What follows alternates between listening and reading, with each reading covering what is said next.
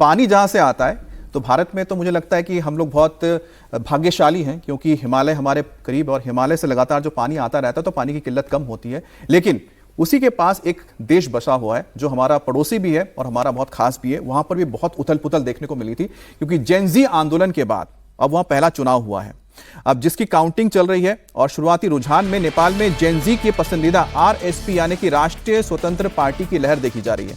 नेपाल में बालेन शाह की party RSP 36 सीटों पर आगे चल रही है, जबकि वामपंथी पार्टियों का सुपरा साफ हो गया है। वामपंथी पार्टी सीपीएन यूएमएल सिर्फ 3 सीट पर आगे है, तो वहीं पर नेपाली कम्युनिस्ट पार्टी सिर्फ 1 सीट पर आगे चल रही है। नेपाली कांग्रेस सिर्फ 5 सीट पर आगे है। जेन ज़ी के फेवरेट बालेन्द्र शाह ने पूर्व प्रधानमंत्री केपी ओली को काफी पीछे छोड़ दिया है। कोसी, मधेश, बागमती, लुम्बिनी लगभग सभी प्रांतों में राष्ट्रीय स्वतंत्र पार्टी ने बढ़त बना ली है।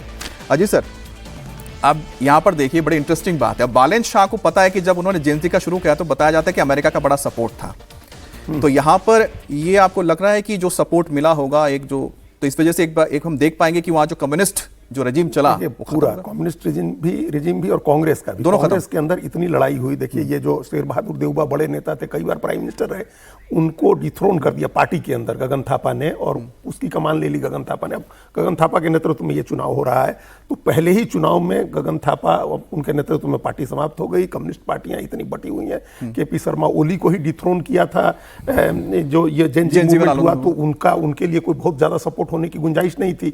और ये जो तमाम दूसरे लोग थे, जो कुलमान घिसिंग और ये बालेन शाह, ये सब एक साथ हो गए इन तमाम लोगों ने, और राष्ट्रीय स्वतंत्र पार्टी के लिए अभी वहाँ एकदम परफेक्ट आधार बन गया था। मुफीद मौका एकदम। मधेश के ये इलाके से आते भी हैं, मधेश के इलाके से बालेन शाह, और मेयर रहे काठमांडू के, तो इनकी कमान में वहाँ जेन ज़ी के समर्थन वाली। चलते छोटा सा एक रिएक्शन है कि ब्रेक पर जाना है कि हमारे लिए बालेन शाह प्लस है माइनस? देखिए, हमारे लिए जो नेपाल है वो इम्पोर्टेंट है। ठीक, वहाँ पे बहुत ज़्यादा हिंदू जो है पॉपुलेशन है, हमारा बहुत ज़्यादा रिश्ते हैं, मतलब पारिवारिक रिश्ते हैं। हम वहाँ की आर्मी को ट्रेन करते हैं, वहाँ की आर्मी के लोग जो हैं हमारी आर्मी में हैं।